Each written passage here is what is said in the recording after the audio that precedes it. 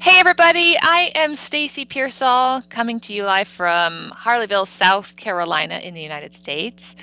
And I want to thank you all for joining me on this program that's going to be all about my service dog, Charlie, and the benefits of service dogs for people with a variety of disabilities. And that's the thing is the word disability can be in and of itself off-putting. Not off-putting in a bad way, but because it's a misnomer. Just because somebody has a disability does not mean they lack ability.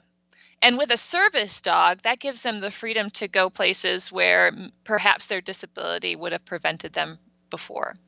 So I'm going to talk about my need for a service dog, what my disabilities are, service dogs, Charlie particularly, what he does for me, and how he breaks down the boundaries of what my disabilities had created previous.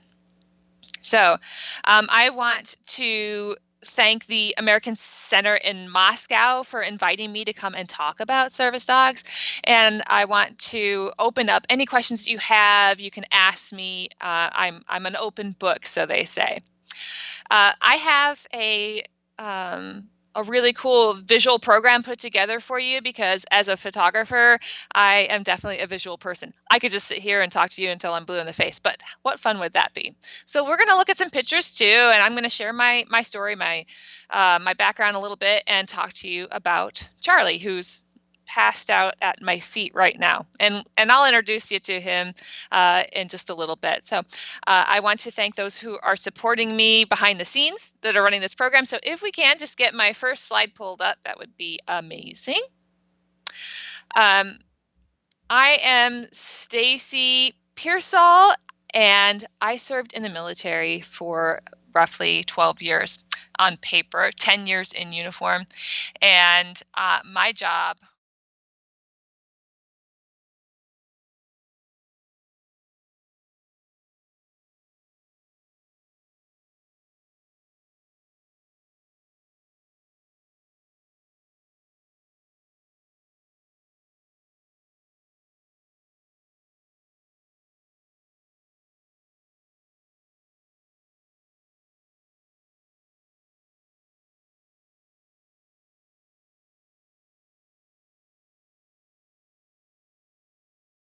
And also used by the chain of command. So, from the battlefield commanders there on the front lines, all the way up through the Joint Chiefs of Staff, the Secretary of Defense, and the President of the United States, my then Commander in Chief. The next slide, you will see a series of pictures of mine. Um, they were photographed from all over the world. During my military service, I traveled to 40 plus countries. I've never had the pleasure of traveling to Russia, so I hope that someone will invite me there to say hi. I look forward to meeting you in person when I do come around. But at any rate, as a military photojournalist, as I said, I would travel all over the world, take the pictures, caption them, send them back via satellite, and um, they would be used actually internationally. But the thing is, as a combat photojournalist, I was on the front lines oftentimes with Army infantry units. My first deployment, I was 23 years old. I went to Baghdad, Iraq, and photographed operations there. I went to the Horn of Africa after that and a few other places and wound up back in Iraq at the age of 27 and I was injured on my first deployment from a roadside bomb. I sustained a traumatic brain injury and a spine trauma. And then I was injured again in 2007. I didn't have very good luck. And ultimately, those injuries led to a medical retirement from service. So if we can go to the next slide, you'll see a picture of me wearing those beautiful hospital gowns. My recovery lasted more than 18 months, and I tried really hard to rehabilitate from that last injury. And ultimately, I lost a lot of grip strength in my hands and was suffering from traumatic brain injury side effects, which would keep me off balance. I had a lot of chronic pain from everything from my neck to my head, and all across my body, and debilitating headaches. And, um, it was problematic over time. And I couldn't wear body armor anymore because of the weight on my neck, and I couldn't wear the helmet anymore. So the military said that I could no longer deploy and therefore was no longer able to work in combat camera. They offered me a desk job and I declined. At the time, I knew that I would have a hard time slowing down, and my job as a photographer was so important to me, and I didn't want anybody dictating what my future was going to be. So I brushed that aside, took the medical retirement. And if we can go to the next slide, I began the Veterans Portrait Project, where I started taking portraits of fellow veterans in my community here in the Charleston, South Carolina area, and documenting their stories. Because prior to that, all the doctors were telling me all the things I couldn't do, that I couldn't stand for prolonged periods of time, that I couldn't lift anything over 5 pounds, and to be a photographer would be very, very difficult. And they were giving me a lot of pain medications, and I found myself laying on the couch a lot in pain, feeling not only sorry for myself, but post-traumatic stress disorder, also known as PTSD, had become so overwhelming to me that I began to feel really, really depressed and not having much of a future. I think what made it worse was, as a young woman, I was not looked on as a veteran, and that made it very difficult for me to be my own advocate in the Veterans Affairs system, to be recognized as a veteran, and to be a combat injured veteran as well, and to feel like I constantly had to remind people that women also served. And it was a troubling time. I met a World War II veteran while at the VA. If we can go to the next slide, you'll see a picture of him. And one day I was feeling extra frustrated. I had been waiting for 2 hours past my appointment time to see the neurologist. And an elderly man came and sat next to me, which is not uncommon at a VA hospital. But what was pretty routine was for these gentlemen, who are also my veteran peers, to stare at me or ask me if I was bringing my grandpa to his doctor's appointment, or my husband, or my dad. And he was doing the same thing. He was staring at me, and I got really frustrated, and I really wanted to give him a piece of my mind, but instead I just turned to him and asked them if there was something I could do for him. And that was the moment he was looking for to spark a conversation with me. What I didn't realize is the gentleman you see here in this portrait, his name is Mickey Dorsey. He is a World War II veteran, and was part of our greatest generation, and helped liberate a concentration camp. He had been volunteering at the VA crazy amounts of hours, between 20 and 40 hours a week, in his 90s, and he saw me sitting there struggling, and I just couldn't imagine. I just couldn't imagine that he had any other intent. And all the while, I was thinking that they were prejudiced. They being the men sitting around me, my fellow veterans, were prejudiced against me as a young woman, thinking that I wasn't a veteran, and here I was developing and harboring my own prejudices. And it kind of blew my mind, and I had this epiphany, that I really didn't know my veteran community, and I really felt like if I didn't know my veteran community, then the average American wouldn't either.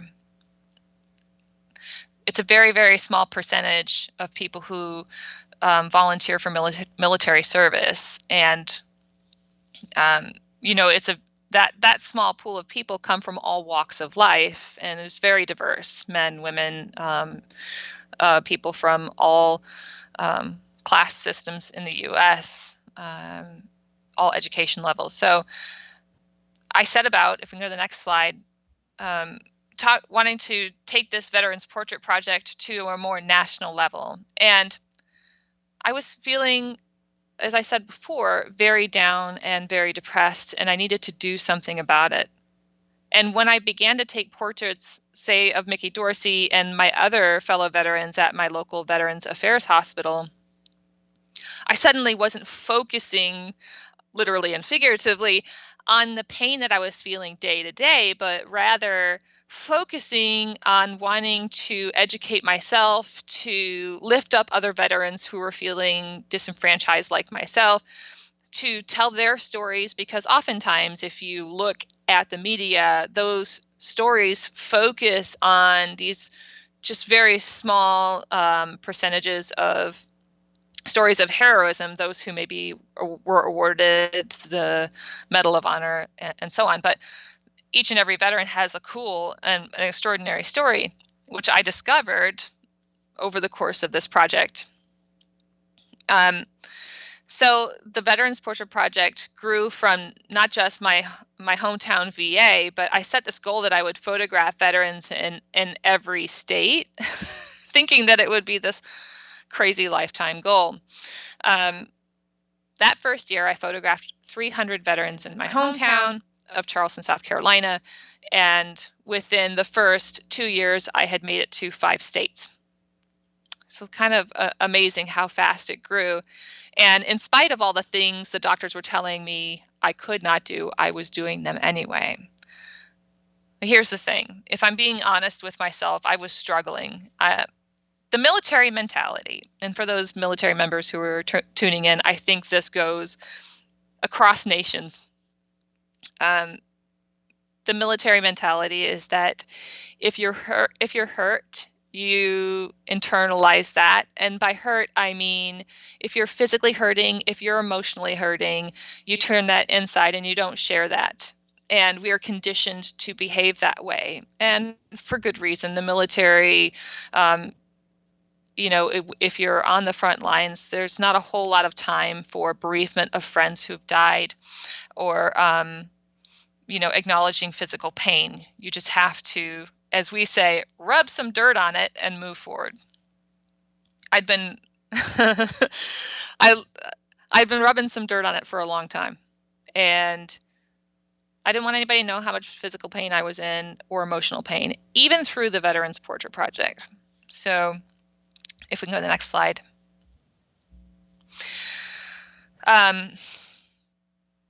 I would lean really heavily on my photography assistants, who would help carry the heavy gear for me, and volunteers to get everything in and out and set things up.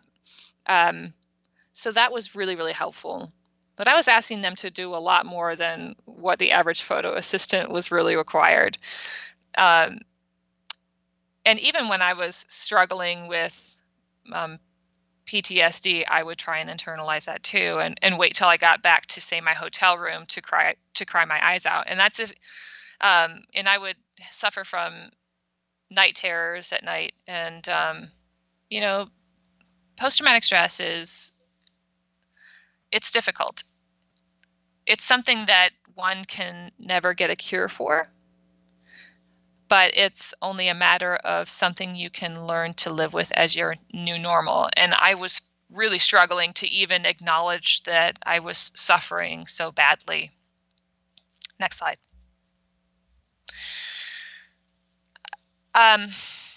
What was interesting, though, is over the course of meeting so many veterans, I learned a lot about myself and saw my own story reflected in the countless other veterans that I'd photographed over the subsequent 6 years after that.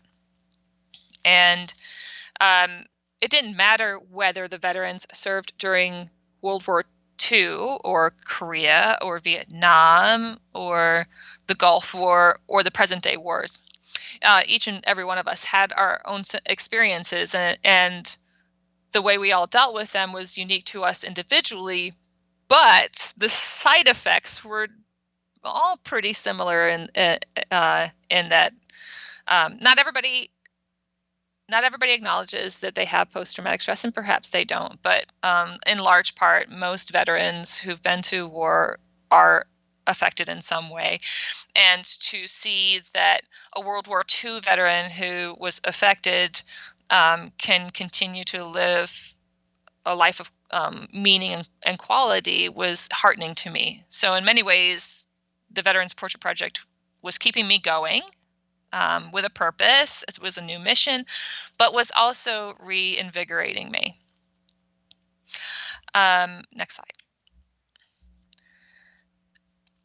Being a young woman with the experiences that I had, a lot of people were curious about it, and in particular into the months leading up to the integration of women in combat roles. As a combat photographer, myself and the other women I served with in my unit had already been on the front lines in combat roles, though it was interesting because on paper, we were not allowed to be in official combat roles, but in reality, we were already doing it. And so folks were very interested to know about our experiences and how that integration was going to look or how it was going to impact military service. So in the meantime, I was able to share my experiences and my feelings on the subject with people like Oprah Winfrey. So, next slide. But also, I found it important to talk about how to recover from physical injuries, and ironically, talking about living with post-traumatic stress, and acknowledging that finally acknowledging that it was a real source of problems in my life, and it was building. Imagine a pressure cooker and you keep everything internalized and you put a cap on it and it's boiling and it's building and it's building and suddenly it just explodes. And that's what basically happened to me. Next slide. I was riding the car with my husband after I got home from a Veterans Portrait Project work trip. We were going to the grocery store, I think. And I was sitting in the passenger seat and I started feeling very nauseous, and I asked my husband to pull over. The last thing I remember was opening the door to be sick. And then the first thing I remember was opening my eyes in the back of an ambulance facing my husband in the car. That was very surreal. And just feeling very disoriented, very sick, and seeing the medical attendant in the ambulance next to me and asking him what just happened. And it turns out that I had a grand mal seizure. What's a grand mal seizure, you ask? It's where things in your brain are misfiring and you lose consciousness and the ability to control your body, and the whole body seizes. It's a giant seizure of your entire system. It was then I knew I had some serious problems. Oftentimes, people with seizure activity, the seizures get worse when it's brought on by stress. It's either brought on by stress or sparked by stress or can be impacted by stress. And I have a traumatic brain injury. And with all of the stress that I had been internalizing, and I had the lid on my pressure cooker pot, the seizure happened. And that really changed the course of things for me. So I knew, for one, I had to acknowledge that I had some unaddressed emotional issues, that it was actually post-traumatic stress from the combat traumas that I sustained, not just physically, but the experiences of witnessing war and photographing war and losing friends and acknowledging that pain and being able to mourn the loss of my career, the loss of my friends, and all of these compounding issues. But also acknowledging that I needed help, that I could no longer live in the status quo, and that I had to make changes and adapt my life and to accept help from other people. So all of these things had to happen. It didn't happen overnight, though. I began to seek help, and I had already been seeing a therapist, a talk therapist, which helped. But every morning after not sleeping, I had to say, okay, today I want to live and I want to accomplish X, Y, and Z. And today I need to ask for help to accomplish X, Y, and Z if I'm going to make these goals. I had met a veteran at a Veterans of Foreign War convention who had a service dog, and his name is Joe Worley, and he was a representative or an ambassador for America's VetDogs. And his dog then was Benjamin, and I fell in love with Benjamin and was talking to Joe Worley about the fact that I had been considering a service dog. And I said, I don't feel like my disabilities, or if that's what you would call it, are worthy of a service dog, because there are veterans who are amputees, who have more visible disabilities than me. And Joe made it very clear that every veteran who is struggling deserves to have a life without, or a life with minimized struggle. And if a service dog is going to help, that I should apply. So when I got home, I talked to my husband and I put an application in, and the wait list was anywhere from 18 months to 2 years. So I knew I had a little bit of a wait. Next slide. In the meantime, I tuned into our local, not a local news station, but a national news station called NBC's Today Show. And it just so happened that America's VetDogs had worked with NBC's Today Show to raise and train a puppy on the set of the Today Show. And they had this real cute red carpet program to reveal the puppy, and they allowed the public to name him. And I watched this little puppy grow. Next slide. And over the course of his 18 months on set, he met almost every U.S. celebrity with his puppy raiser, Olivia Poth, and his other trainer, Katie Ruiz, who would pop in from time to time. And so watching him grow and become this amazing service dog was really, really cool. And to also come across the message that veterans and everybody with a disability has the right to live without boundaries. Boundaries. It's an interesting word, isn't it? Because what are the boundaries in our lives?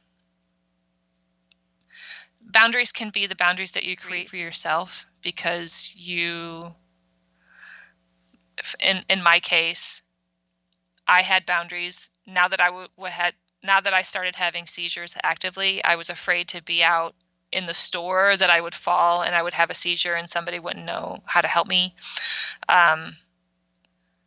That I would lose my balance, that it was easier to just self-isolate and to stay home than it would be to do the things that I often love to do. Go for walks, go to the bookstore, interact in the public, do the Veterans Portrait Project. It was difficult to find a balance, and waiting for my service dog, I leaned even more heavily on those around me, including my husband and my friends and my photography assistants. And it made me feel even worse about myself. And so I began to regress from all the progression that I had made. So all the while, Charlie is learning all the skills he needs to be a successful service dog. And if we go to the next slide. Several months later, after he grows up into this beautiful black lab and service dog, he gets ready to graduate himself from his training program, thanks to America's VetDogs. And I get a call that I've been paired with a service dog. Next slide. So we do the red carpet thing all over again, because guess what? My service dog just happens to be the famous Today Show puppy, Charlie. And it was such an incredible moment and very surreal. And as I said before, prior to that, I had not really talked openly with a lot of people about what my disabilities were. So many people didn't know. And, the internet creates this level of anonymity and gives people the the the feeling that they can talk, they can say mean things without feeling like they have to put a face to it. So I was so humbled to be paired with Charlie, and knew that Charlie was not just going to be my service dog, but he is America's Charlie, that there was a responsibility for that. And I recognize that. But what I will say is that I should have never done it, but I went and looked on the comments on social media, and people were very, very cruel because I did not have apparent outward signs of what they thought would be a worthy veteran for Charlie. So that I wasn't in a wheelchair, or that I didn't have a prosthetic limb or anything outward, or that even that I was not a man. That a healthy woman like myself wasn't deserving. So that was a lot to get over. But what I realized was that wasn't my problem, it was their problem. And anyway, next slide, please. So Charlie and I, after being paired, we went through 2 weeks of training. And it wasn't really training for Charlie, it was training for me to better understand how Charlie was going to benefit my life and how to better work with him. America's VetDogs trains their dogs through positive reinforcement. So they taught me how to interact with Charlie and to make sure that this was a mutually beneficial team effort between Charlie and me. And Charlie is my service dog, but what I found was he's everybody's emotional support dog, because as we got on the road together and we were in our first few months, I realized that Charlie could really impact so many more lives than just mine, through the Veterans Portrait Project particularly. And when I'm interviewing veterans, Charlie can really tell when somebody's beginning to struggle, and he will look for permission from me to go and offer them a helping paw, so to speak. Next slide. So what does Charlie do? Charlie does a number of tasks, and to be a service dog needs to perform certain tasks for the handler in order to mitigate certain disabilities, things that may come up. So my traumatic brain injury, I have balance issues, so Charlie offers counterbalance. And he will pick things up on the ground from the ground and put them in my hand so that I don't have to bend over and get them. And I am hard of hearing in this ear, nearly very, very hard of hearing in this ear and that one, but he helps to do hearing alerts. So if somebody's downstairs and they're knocking on the door, he will go find the source of that noise and then come back and alert me that somebody's knocking at the door, or if a phone is ringing, etc. He can turn lights on. He can push drawers closed. He can push the handicap door buttons. He has probably more tasks he's trained to do than I have a vocabulary for. But some of the most important ones are these. At night, because I have night terrors, Charlie will wake me up from those night terrors and help me calm down, which has been wonderful. And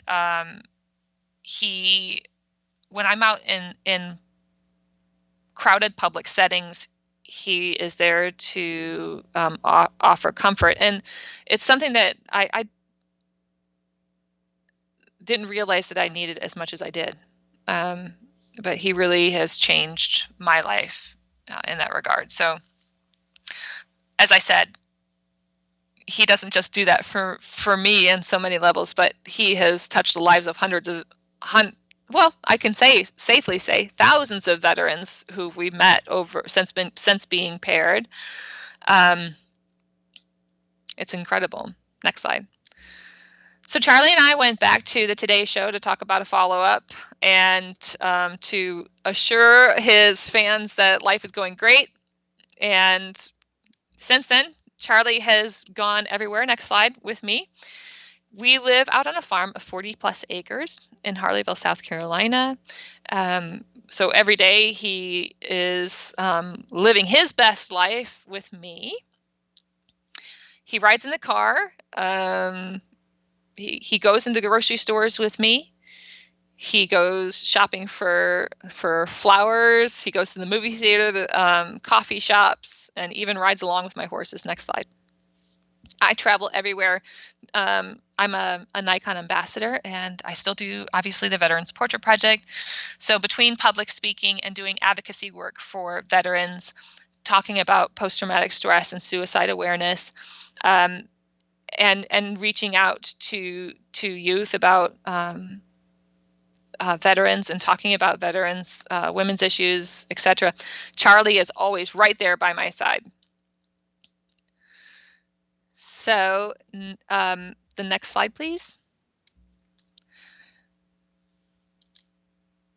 Charlie has offered the benefit of a life without boundaries. And those are the boundaries that I created in my own head. And those are the physical boundaries that I had succumbed to, not only from my original injuries, but the subsequent ones from the years after my service. And I couldn't imagine life without him. I began the Veterans Portrait Project in August of 2008, and I completed it. I completed all 50 states in November of 2019.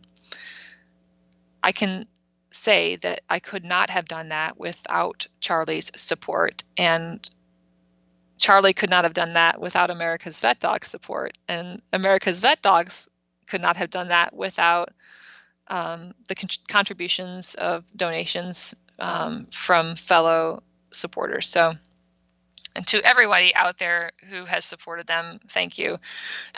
Service dogs are teamed with handlers free of charge, so it really makes a huge difference. Next slide.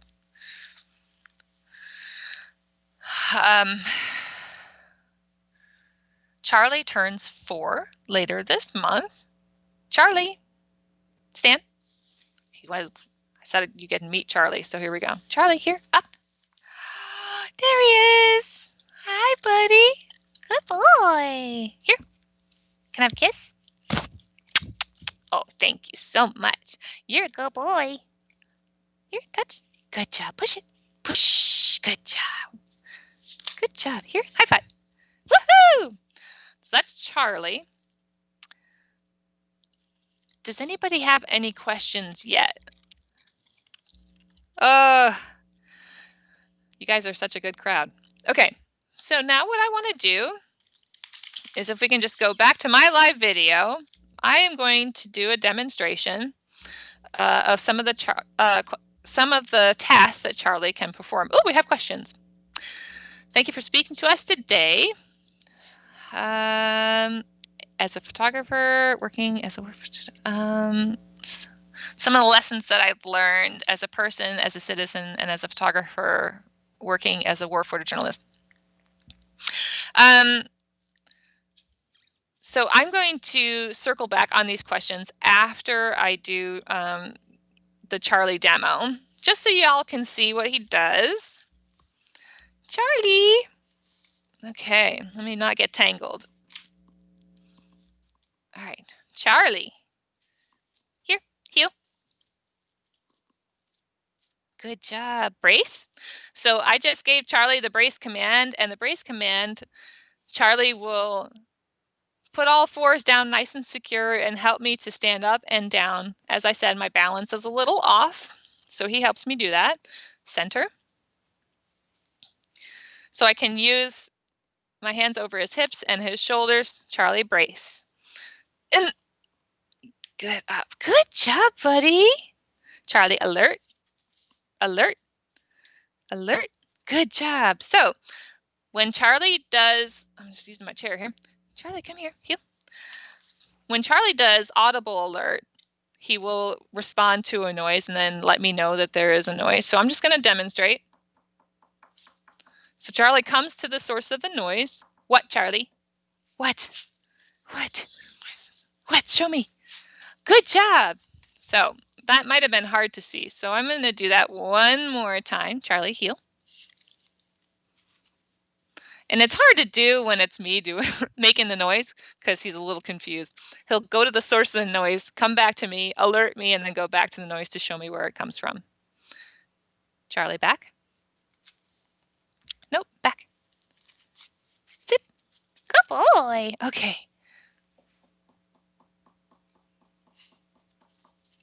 Good job. Charlie, what?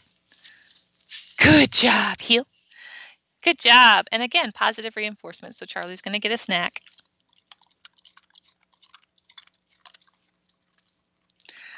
Now, the other thing Charlie does is retrieve items for me. So if I drop something, Charlie, bring.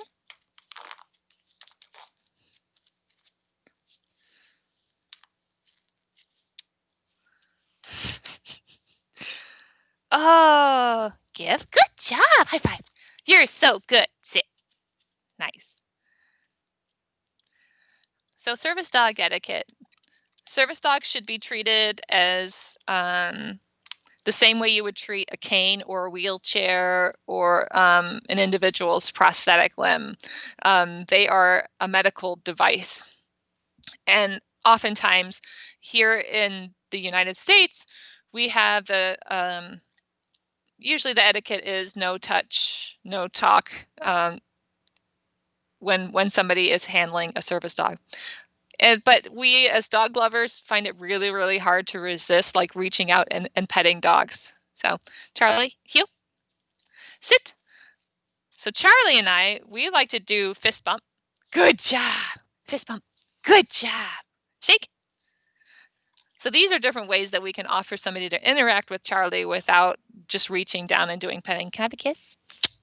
And the other one we're working on is a hug. Charlie, here, look, sit, hug. Yay, good job. Lay down. Good job. All right. So that's Charlie in action. He is the super duperest dog.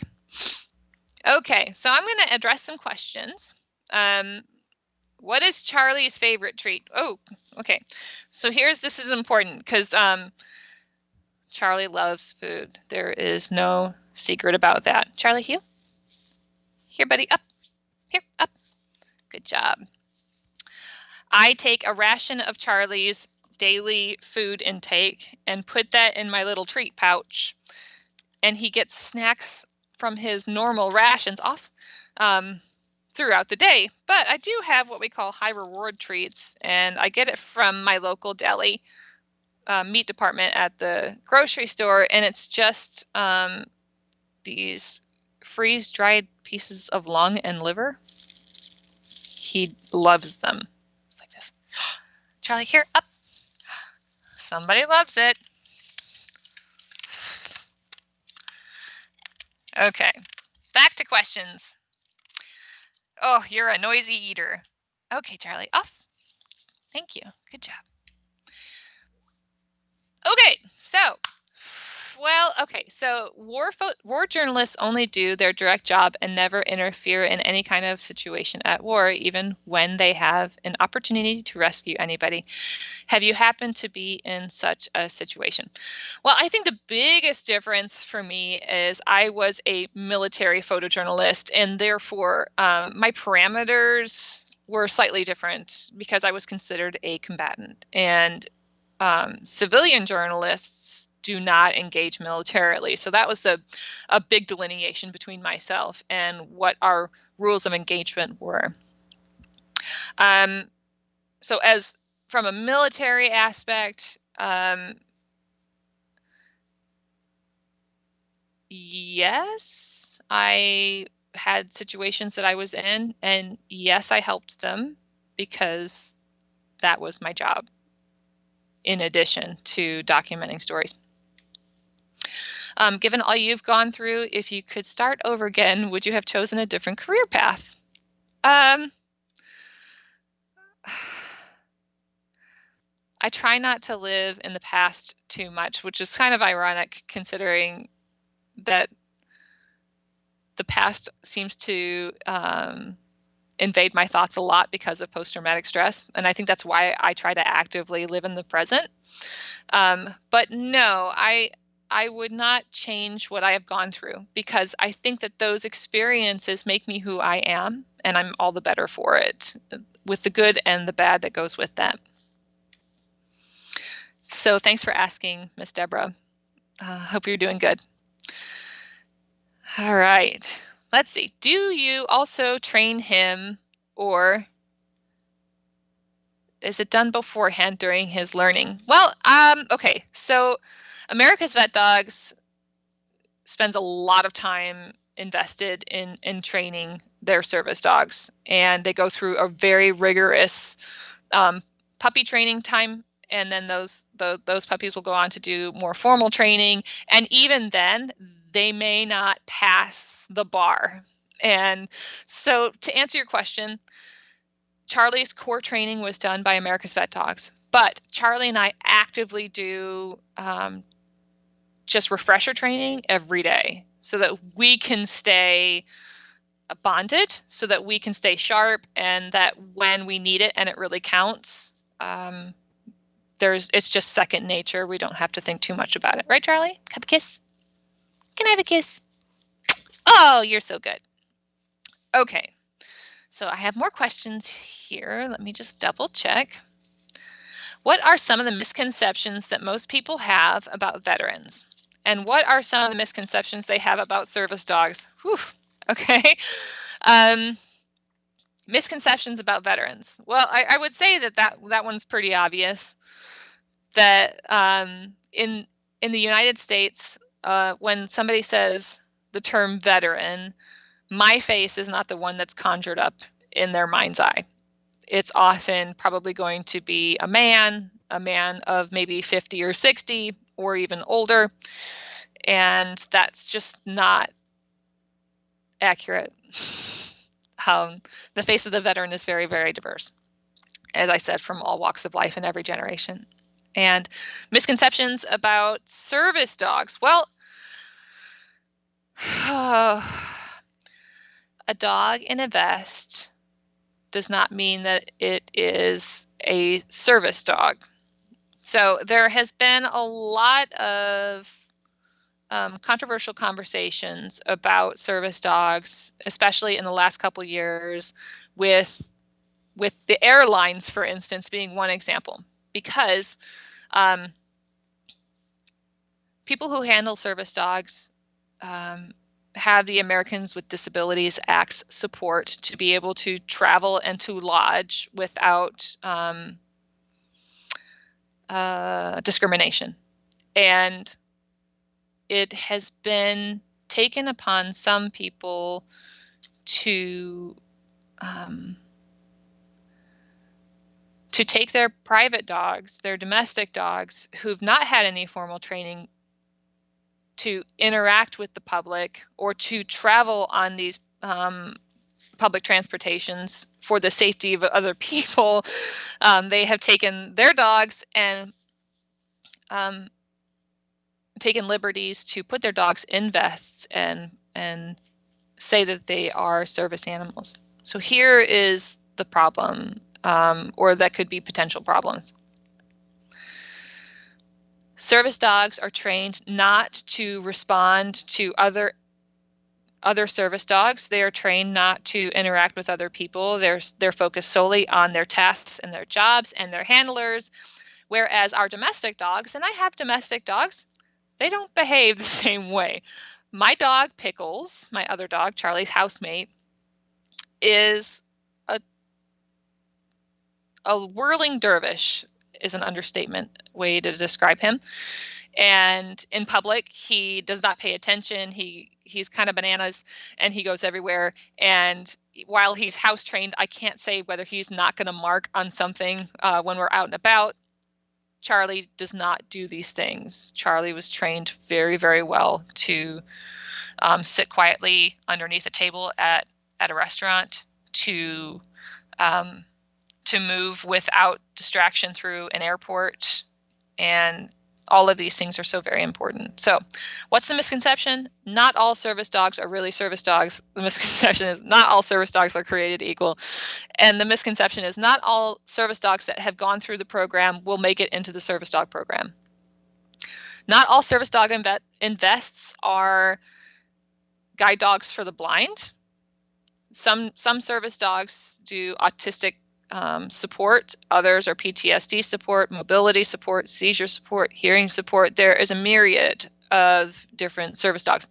So it's important that when you're interacting with a handler, if you want to know what that service dog's tasks are, you cannot ask somebody what their health issues are, or as I get very often, people asking very brazenly, why do you have that dog? When really the best way to ask somebody about their service dog is to ask them, what tasks does your service dog perform? And that way I can tell them that Charlie does seizure support. So when I'm down and I'm having a seizure, Charlie lays next to me until I come around. And Charlie's actually learned to stimulate me out of a seizure by licking my face. And I can tell them that when I can't hear, Charlie lets me know that somebody's talking to me. And he'll alert me and push my leg a little bit if I don't respond to somebody who's actively trying to talk to me. So these are things that I think are so very important. Another question. So, does Charlie get along with other pets and animals? Oh gosh, yes. Okay, so one of the other misconceptions about service dogs is that they are working and working and working and working and working and never get a break. Well, that's just not true. Yes, Charlie is always aware of me, and we are together 24 hours a day. But that doesn't mean that we don't have downtime. So Charlie walks with me to the mailbox every day, which is about complete to the mailbox and back, probably 1.5 miles, 2 miles. And he does that with his housemate Pickles, and they will have tug of war time. We'll do some frisbee time. I will take him. Well, before the coronavirus, we would go to the beach or the mountains or go do hikes and things like that. Charlie rides in the Gator with me. The Gator is a little ATV. I'll hitch my horse to the wagon and he'll ride in the wagon with me. So Charlie does get breaks. He loves other animals. The other day we saw an armadillo, and he wanted to go say hi.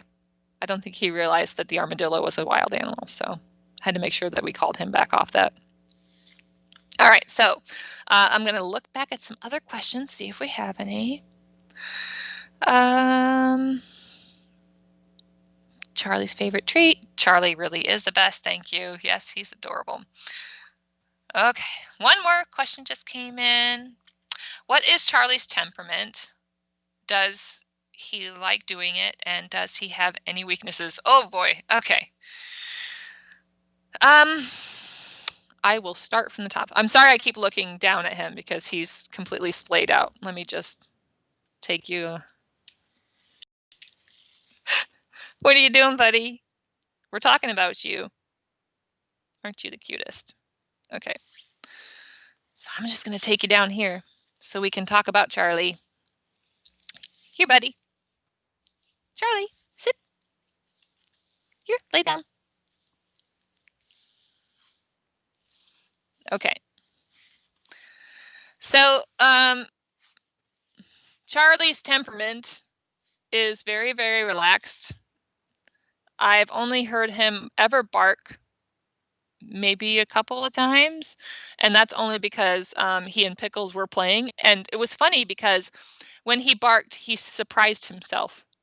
It was he went woof, and then he was looking around like, where did that come from? Which was really, really funny. Does Charlie like to work? Yes. I will say that since we've been housebound because of coronavirus, he's been really bored because Charlie loves to work. And when I was sitting there working at my computer at my desk, he would come, and it's funny because Charlie will let me know he's bored or wants to work. He'll sit there and stare at me in my peripheral, and he'll hum. He'll go, mm, mm. So we'll take the opportunity, but because we can't go out and work, Charlie and I will we'll do some training tasks at that point because I know he really wants to get to work. Does Charlie have any weaknesses? You know, he's almost perfect at everything. So, a weakness? I don't know. I don't think so. I think he's pretty great. I know we're getting close on our time limit, so I want to open it up for maybe one last question. Again, Charlie's going to be 4 years old. Isn't that crazy? For all of you out there who may be considering a service animal, I highly suggest that you do, because service animals are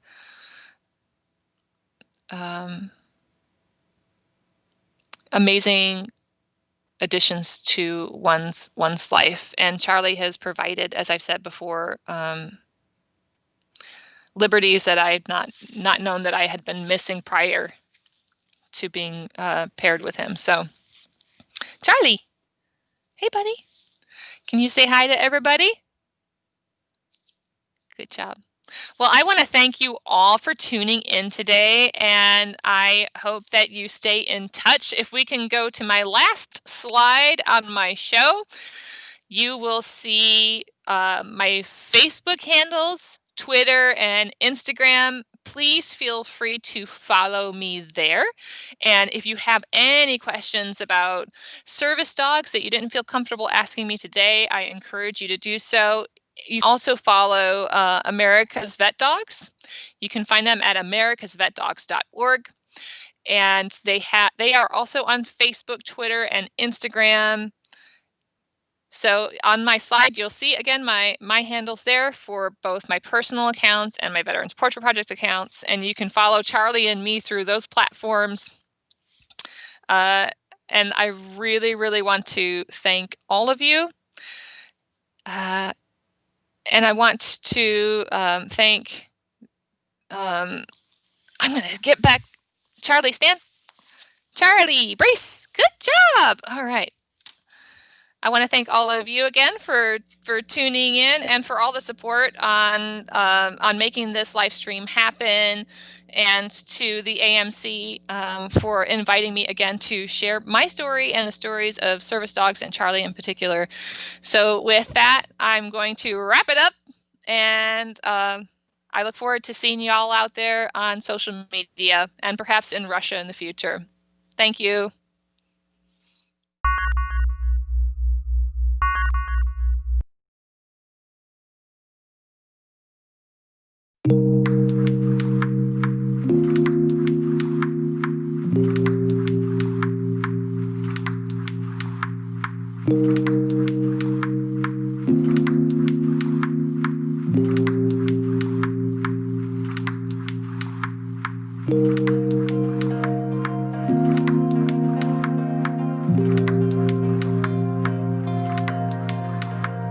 Thank you.